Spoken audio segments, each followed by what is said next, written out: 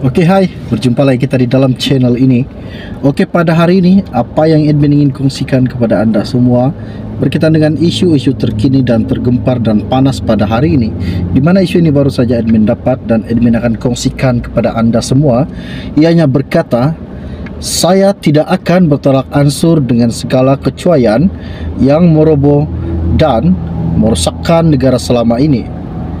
Saya mohon kerjasama kerana saya tahu sejumlah besar pejabat awam dan kelompok kecil ini mengerti dan faham, dan kelompok ini mesti dihapuskan. Mudah-mudahan ada keinsafan. Jika tidak, tindakan tegas dan keras harus diambil. Siapakah yang berkata sedemikian yang baru saja admin sampaikan kepada anda hari ini? Jadi jangan lupa follow admin dan pastikan anda tengok video ini sampai habis supaya anda tahu siapakah yang berkata sedemikian kepada seluruh rakyat Malaysia baru-baru ini. Jadi sebelum admin teruskan isu yang terhangat pada hari ini, admin mohon bantu admin tolong tekan butang subscribe dan juga pada butang lonceng supaya anda sentiasa mengikuti perkembangan terkini yang akan admin kongsikan di dalam channel ini buat anda semua. Terima kasih. Berita yang terhangat pada hari ini di mana admin petik daripada BH Online, ianya berkata, Malaysia bukan tempat pemimpin gondol kekayaan, kata Datuk Seri Anwar Ibrahim.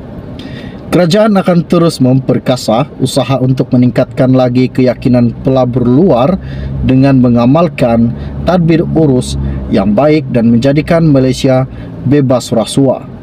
Perdana Menteri Datuk Seri Anwar Ibrahim berkata, memandangkan kerajaan telah mendapat senarai pelabur dari negara seperti Eropah, Amerika Syarikat, China, India serta beberapa negara sekitar Asia yang akan datang dan melihat sendiri perkembangan di Malaysia khususnya dari aspek ekonomi. Kita harap ada tumpuan baharu yang boleh meningkatkan dan memacu pertumbuhan ekonomi lebih meyakinkan. Ini perlu kerana Malaysia adalah negara perdagangan yang selama ini mencatat kadar pertumbuhan ekonomi berdasarkan usaha kita menerima pelaburan domestik dan luar negara.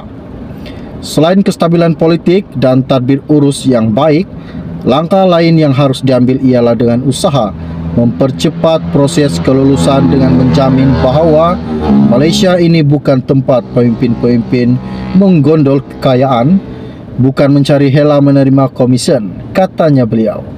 Perdana Menteri berkata demikian seketika menyampaikan amat pada program Munajat Abang Tahun Baru 2023 yang disiarkan secara langsung menerusi saluran stesen televisyen tempatan malam semalam. Sehubungan itu, beliau memberi amaran tegas tidak akan bertolak ansur dengan mana-mana pejabat awam serta badan penguat kuasa yang didapati cuai dalam menjalankan tugas dengan meneruskan adegan lama, mengutip habuan dan menetap kos tambahan. Saya tidak akan bertolak ansur dengan segala kecuaian yang meroboh dan merosakkan negara selama ini. Saya mohon kerjasama kerana saya tahu sejumlah besar pejabat awam dan kelompok kecil ini mengerti dan faham, dan kelompok ini mesti dihapuskan. Mudah-mudahan ada keinsafan. Jika tidak, tindakan tegas dan keras harus diambil, katanya. Anwar berkata lagi, beliau juga tidak mahu kepincangan politik terus berlarutan dan melihat kedudukan serta jawatan sebagai satu kesempatan untuk memunggah kekayaan.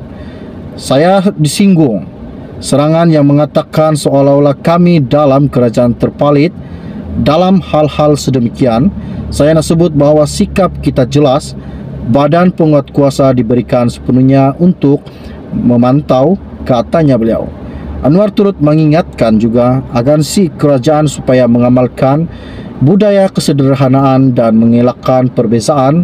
Selain akan terus memantau semua syarikat berkaitan kerajaan GLC termasuk perbelanjaan mereka.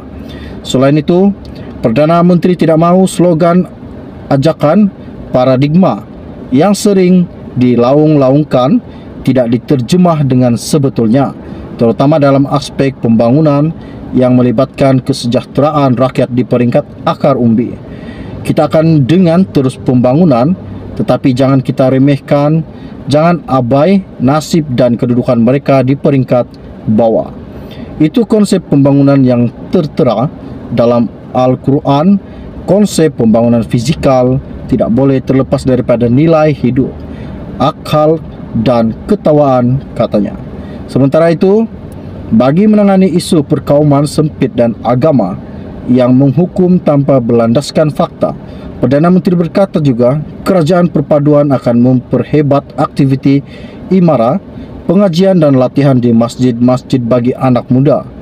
Beliau juga mahu ada peningkatan kefahaman agama dalam kalangan umat Islam dan bukan Islam bagi mengelakkan bibit-bibit Islamophobia yang tertanam sejak zaman penjajah daripada mempengaruhi dan mengelirukan pemikiran masyarakat.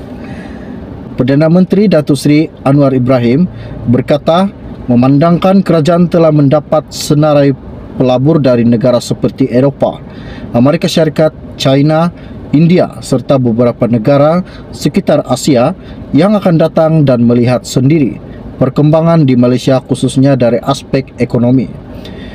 Kita harap ada tumpuan baharu yang boleh meningkatkan dan memacu pertumbuhan ekonomi lebih meyakinkan. Ini perlu kerana Malaysia adalah negara perdagangan yang selama ini mencatat kadar pertumbuhan ekonomi berdasarkan usaha kita menerima pelaburan domestik dan luar negara. Selain kestabilan politik dan tadbir urus yang baik, langkah lain yang harus diambil ialah dengan usaha mempercepat proses kelulusan dengan menjamin bahawa Malaysia ini bukan tempat pemimpin-pemimpin menggondol kekayaan, bukan mencari hela menerima komisen, katanya beliau. Perdana Menteri berkata demikian seketika menyampaikan amat pada program Munajat Abang Tahun Baru 2023 yang disiarkan secara langsung menerusi saluran stesen televisyen tempatan malam semalam. Sehubungan itu, beliau memberi amaran tegas tidak akan bertolak ansur dengan mana-mana pejabat awam serta badan penguat kuasa yang didapati cuai dalam menjalankan tugas dengan meneruskan adegan lama, mengutip habuan dan menetap kos tambahan.